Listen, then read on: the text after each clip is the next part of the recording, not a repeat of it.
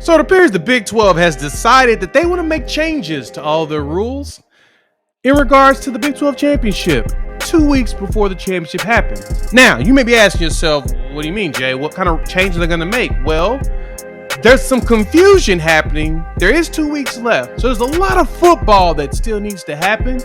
But there's a couple of scenarios where Oklahoma could end up back in the conference championship talk.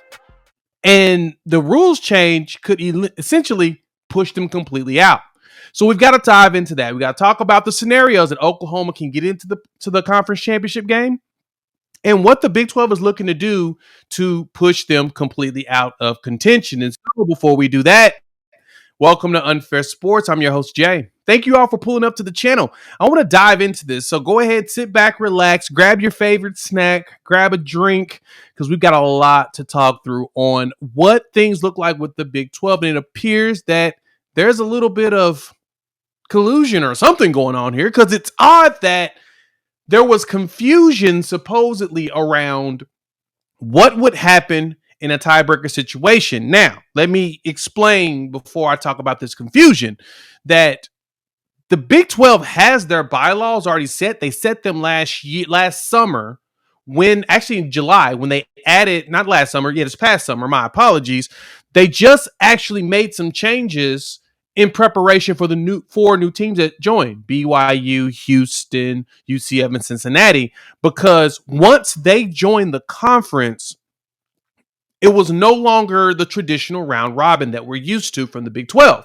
In its past iteration, when there was only 10 teams left, every team played each other each season. That way, if there ever was a situation, a tiebreaker, the head-to-head matchup always came up first. And so on Saturday, there were questions. Oklahoma State getting blown out by UCF and Kansas losing a heartbreaker to Texas Tech led to an opening to potentially the number 2 team in the conference. They are now tied with Oklahoma, Oklahoma State, Kansas State, and Iowa State are all tied at 5-2 right now in conference.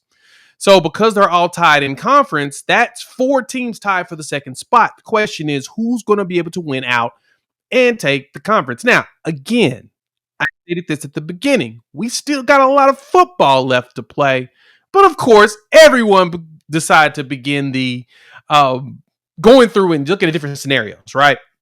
Well, Saturday's where the confusion came in, because if there's a scenario where Oklahoma wins out, a scenario where Kansas State wins out, a scenario where Oklahoma State wins out, there was a chance that Oklahoma potentially leapfrogs both of them in that tie because of one rule that they placed into the actual bylaws.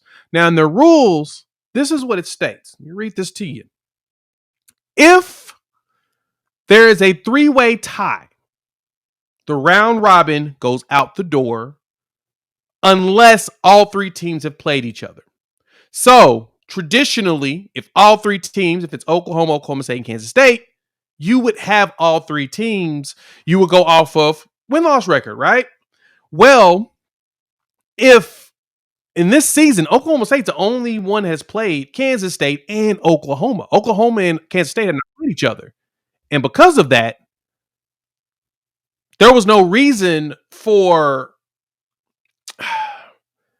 Oklahoma State to leapfrog both of them, even though they have a winning record against both teams.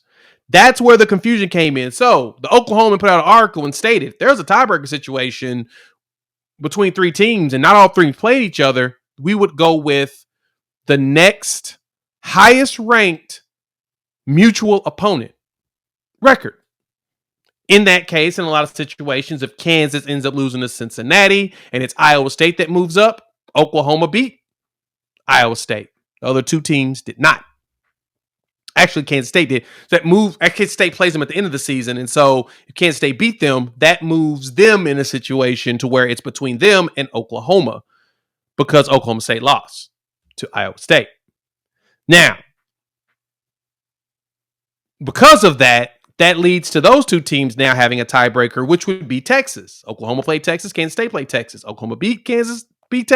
Kansas State did not. So that moves Oklahoma right into the game. I know, right? It's all over the place. So I'm going to show you what it looks like in those scenarios and how crazy this really is. So let's check this out. Shout out to our guy, Red. He created this beautiful box and setup of Big 12 football standing tiebreakers. Now, he has this as well for the basketball side of it. And if you follow him on the X-Bird, as I call it, you'll see him down here, MRed53. Give him a like, give him a follow, show him some love because he built this site and he's getting a lot of hits because everybody's trying to figure out scenarios, right? So as you see with the current rankings, you see Texas 6-1, Iowa State 5-2, Kansas State 5-2, Oklahoma State 5-2, and Oklahoma 5-2. So right now, Oklahoma basically is at the bottom because of the way things are shaking out. But if we come and look at this, Iowa State does not beat Texas, and they lose to Kansas State. Oklahoma State wins out, and Oklahoma wins out. When you look at the standings here, let's zoom in here so you all can see this. Texas, Kansas State, Oklahoma State, Oklahoma. And in this situation, Kansas State would win out over Oklahoma State, even though they actually played each other, because the next highest ranked opponent for all of them is Kansas, in which Kansas State beat Kansas and they beat Iowa State, which will be the two teams at number 6. Oklahoma State went 1-1, and Oklahoma also went 1-1 against that opponent. That's the next mutual one, right? That's if Kansas wins. Let's play the next scenario, right? What if Kansas loses to Cincinnati? Then it changes.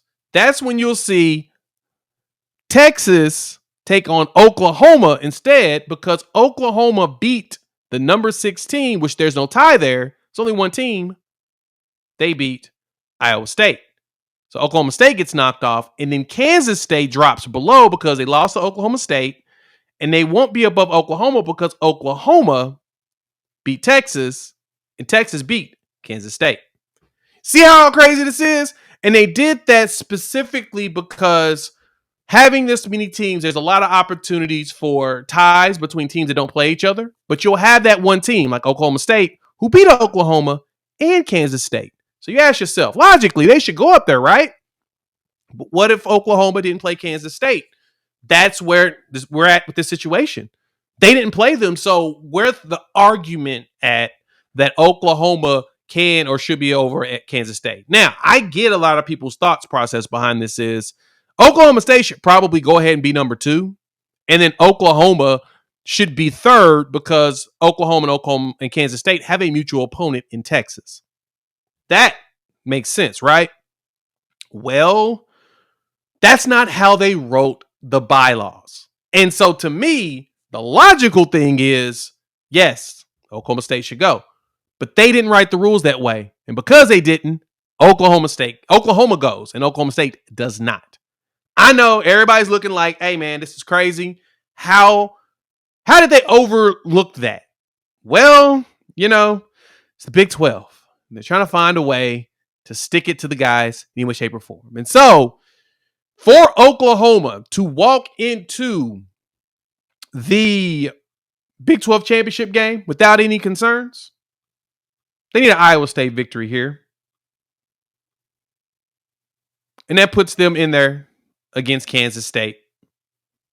And then still, in this situation, Oklahoma State still does not go. All because of the highest ranked mutual opponent is Iowa State at that point. And that's if Kansas State wins. But the easiest route for Oklahoma to get in here, Texas can win out. We'll just say they win out. Houston to go ahead and just put Oklahoma State out their misery. In that case, it's 100% Oklahoma going to the Big 12 championship game. A Texas loss does not get us in there. A Texas loss just complicates things even more. So, depending on if you're a fan of, you probably should be a fan of Iowa State as well as Cincinnati and Houston.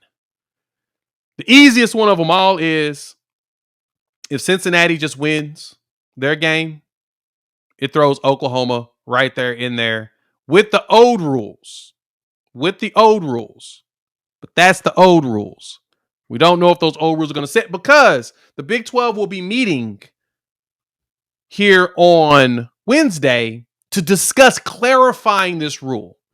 And that's where all of us are getting uproared that these nuts are really going to change the rules in the middle of the season.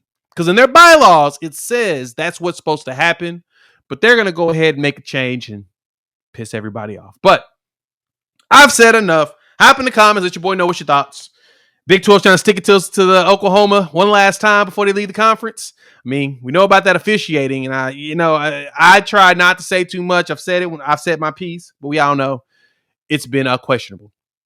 If you made it this far, you like the content, hit the like button. If you're new to the channel, subscribe. We would love to have you join this great family of college football fans. Talk a lot of OU football and college football in general. We're going to expand heavy into the SEC going into the next season because, we're going to be in the SEC. So, YouTube says check out one of these videos. I highly recommend it. We're going to be talking stats in the next couple of days, so keep your eyes open for that. And, let's make the magic happen. We'll talk soon. Peace.